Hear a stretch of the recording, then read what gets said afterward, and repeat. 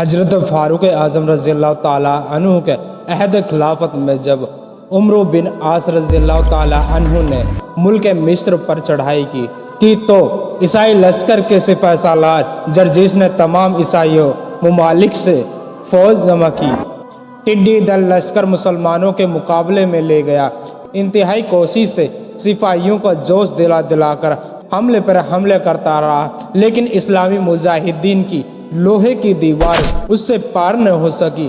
جرجیس کو جب کامیابی کے آثار نظر نہ آئے تو اس نے اپنی فوج میں اعلان کر دیا کہ جو شخص سپہ سالار اسلام کا سر کاٹ کر لائے گا اس کو نقد انعام کے علاوہ میں اپنی خوبصورت اور شیر دل لڑکی بھی دے دوں گا۔ اس اعلان میں سے ہوس پرستوں میں جوش پیدا ہوا اور جرجیس کی لڑکی حاصل کرنے کی خاطر ہر عیسائی سپاہی سپہ سالار اسلام حضرت عمر بن عاص رضی اللہ تعالیٰ عنہ کا سر قلم کرنے کی کوشش کرنے لگا۔ اس کا نتیجہ یہ ہوا کہ حضرت عمر بن عاص رضی اللہ تعالیٰ عنہ کو اپنی حفاظت کا خاص طور پر انتظام کرنا پڑے۔ جب اس کی اطلاع بارگاہ خلافت میں بھیجی گئی تو حضرت عبداللہ بن زبیر رضی اللہ تعالیٰ عنہ حمایتی فوج کے سپہ سالار بن کر فوج کے ساتھ آ پہنچے۔ اس سے پہلے حضرت عمر بن عاص رضی اللہ تعالیٰ عنہ کے پاس پہنچے تو کہا، تعجب ہے کہ آپ جیسے مرد میدان سیاست اور مدبر کو اپنے بچاؤ کی کوئی تدبیر نہ سوزی۔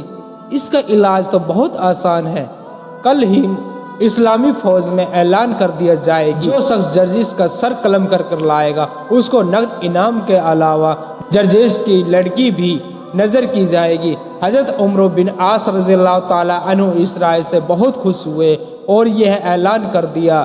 اب جو میدان جنگ میں دونوں فوجیں آمنے سامنے ہوئی تو آغاز جنگ کا اشارہ پاتے ہی مسلمانوں نے ایسے جوش و خروش سے حملے کیے کہ عیسائیوں کے چھکے چھوٹ گئے۔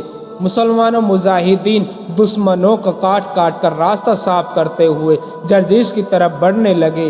جرجیس کی لڑکی بھی اپنے باپ کے دوست بدوست مقابلے میں تلی ہوئی تھی، لیکن تقدیر نے پاسا جو پلٹا تو جرجیس کے ایک غازی کے وار سے قتل ہو گیا۔ اس کا اعلان ہوتے ہی عیسائیوں کے پاؤں لڑکھڑا گئے، سارا جوش و خروش کافور ہو گیا، بھاگنا چاہا مگر بیکار، سینکڑوں گرفتار ہوئے اور ان قیدیوں میں جرجیس کی لڑکی بھی گرفتار ہو گئی۔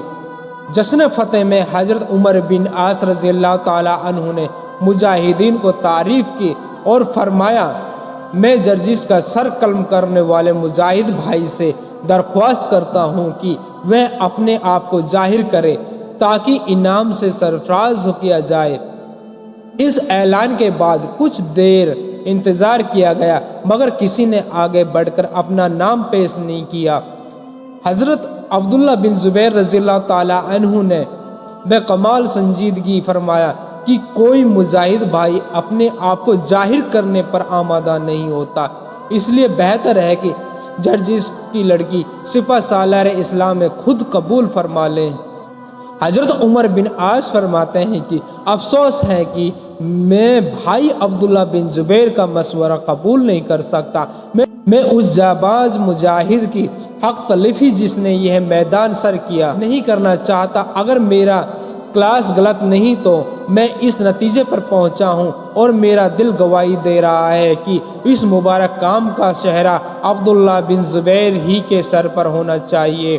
عبداللہ بن زبیر کہتے ہیں، آپ نے جو کچھ فرمایا میں اس کا شکریہ ادا کرتا ہوں، لیکن اس میدان کو سر کرنے والا ابھی تک تو آگے بڑھا نہیں ہے۔ مجاہدین نے کہا، بھائی عبداللہ بس اب اظہار حقیقت میں دیر نہ کیجیے، آپ کو بے تحاشا جرجیس کی طرف بڑھتے ہوئے سب نے دیکھا ہے، بلکہ ہم کو اندیشہ تھا کہ کہیں دشمنوں میں گر کر آپ شہید نہ ہو جائیں۔ کیوں جناب، جرجیس کا قاتل آپ کے سوائے دوسرا کون ہے؟ حضرت عبداللہ نے فرمایا، اللہ تعالیٰ خوب جانتا ہے کہ میں شہرت و انعام کے لالچ میں نہیں بلکہ اپنا فرض سمجھ کر میں نے یہ خدمت انجام دی ہے۔ اگر سب بزرگوں کی یہی خواہش ہے تو میں تسلیم خم کرتا ہوں۔ چنانچہ جرجیس کی لڑکی کا آئین اسلامی کے مطابق آئین اسلامی کے مطابق حضرت عبداللہ بن زبیر رضی اللہ تعالیٰ عنہ سے عقد کر دیا گیا، یعنی کہ ان کا اسلامک طور طریقے سے ان کا نکاح کر دیا گیا۔ مجاہدین نے جوش و مرشد سے دوگنا ادا کر دیا اور بارگاہ خلافت میں صحابہ اکرام تدبیر و سیاست میں بڑے ماہر تھے، دشمن کی سیاسی چال کو خوب سمجھ لیتے تھے۔ معلوم ہوا کہ مسلمانوں کی لڑائی محض اللہ کے لیے ہوتی ہے، وہ شہرت و انعام کے لالچ میں نہیں لڑتے۔ مال غنیمت سے جو کچھ بھی حاصل ہوتا ہے وہ مسلمانوں کا اصل مقصد نہیں ہوتا، مقصود اصلی رضائے حق ہی ہوتا ہے۔ جس طرح گیہوں بونے والے کا اصلی تو دانہ گندم ہی ہوتا ہے، لیکن اس کے ساتھ ساتھ کنی و بھوسا بھی اسے حاصل ہوتا ہے، اس طرح مسلمانوں کا مقصد اصلی تو رضائے حق ہی ہوتا ہے، لیکن اس کے ساتھ ساتھ مال غنیمت بھی اسے حاصل ہو جاتا ہے۔ جس طرح کوئی دانہ شخص گندم اس لیے نہیں بوتا کہ اسے کنی و بھوسا مل جائے، اسی طرح کوئی مسلمان صرف اس لیے جنگ نہیں کرتا کہ اسے کوئی دنیاوی فائدہ حاصل ہو جائے۔ دنیاوی فائدہ تو ایک بھوسا ہے جو خود بخود حاصل ہو جاتا ہے۔